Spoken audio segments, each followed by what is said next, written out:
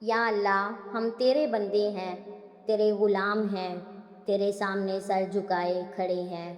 آج پھر دل کی گہرائیوں سے پکارتے ہیں، یا اللہ ہم سے خوش رہنا۔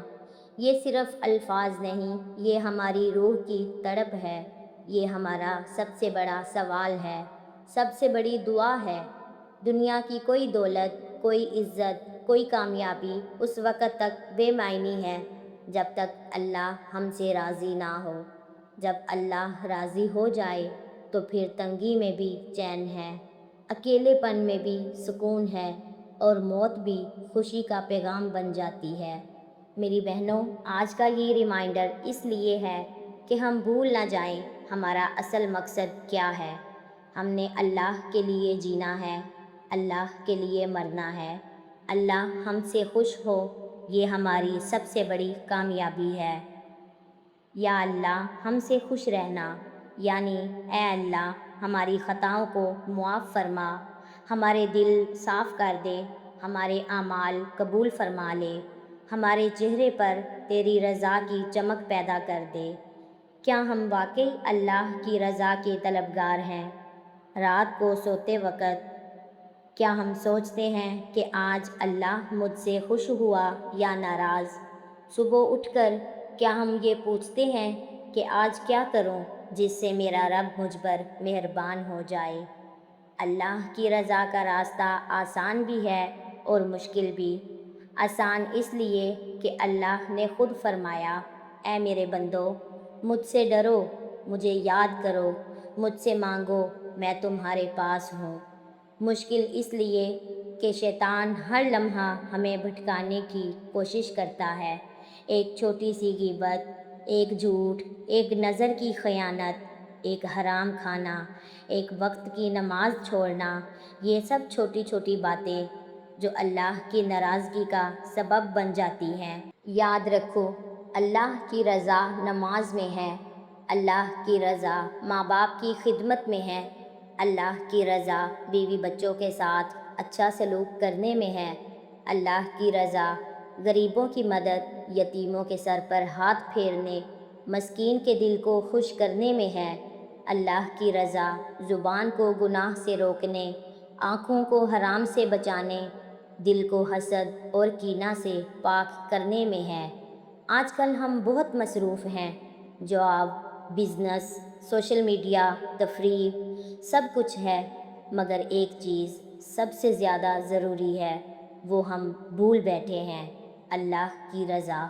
سوچو، قیامت کے دن جب سورج ایک نیزے کے فاصلے پر ہوگا، جب لوگ پسینے میں نہا رہے ہوں گے، جب کوئی کسی کا بوجھ نہیں اٹھا سکے گا، اس دن صرف وہی لوگ بے خوف کھڑے ہوں گے جن کے نامہ اعمال میں اللہ کی رضا درج ہوگی۔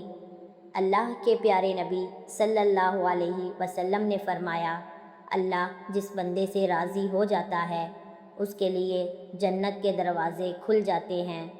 تو آئیے آج سے ایک نئی شروعات کرتے ہیں۔ صبح اٹھتے ہی پہلی دعا یہ ہو، یا اللہ آج مجھے اپنی رضا کا راستہ دکھا۔ نماز پڑھتے وقت دل سے پڑھے، جیسے اللہ ہمیں دیکھ رہا ہے۔ جب غصہ آئے تو یاد رکھیں، اللہ مجھ سے خوش رہے گا اگر میں صبر کروں۔ جب حرام کی طرف لالچ ہو تو سوچیں، کیا یہ ایک لمحے کی لذت اللہ کی ناراضگی کے بدلے میں لینا چاہتا ہوں؟ رات کو سونے سے پہلے اپنے دن کا جائزہ لیں، آج کہاں غلطی ہوئی، کہاں نیکی کی، پھر استغفار کریں۔ یا اللہ ہم سے خوش رہنا، یہ دعا صرف زبان سے نہیں، عمل سے بھی ادا کرنی ہے۔ اگر تم اللہ سے پیار کرتے ہو تو اس کے احکامات پر چلو، اگر تم اللہ کی رضا چاہتے ہو تو اس کی کتاب قرآن کو اپنا رفیق بناؤ، اگر تم جنت چاہتے ہو تو دنیا میں اللہ کی رضا حاصل کرو۔ بہت سے لوگ سوچتے ہیں کہ اللہ بہت دور ہے، نہیں، اللہ قریب تر ہے، تمہاری رگ سے بھی زیادہ۔ وہ تمہارے دل کی دھڑکن سنتا ہے، تمہارے آنکھوں کے آنسو دیکھتا ہے، تمہاری رات کی تنہائی جانتا ہے۔ وہ تم سے صرف ایک سچی توبہ چاہتا ہے، ایک خالص نیت چاہتا ہے۔ ایک چھوٹا سا قدم اس کی طرف چاہتا ہے، باقی سب کچھ وہ خود سنبھال لے گا۔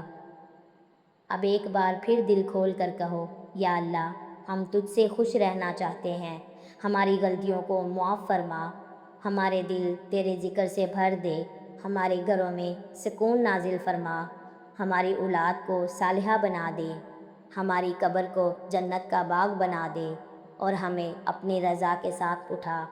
یاد رکھو، اللہ کی رضا ایک بار مل جائے تو پھر کوئی غم تمہیں چھو نہیں سکتا۔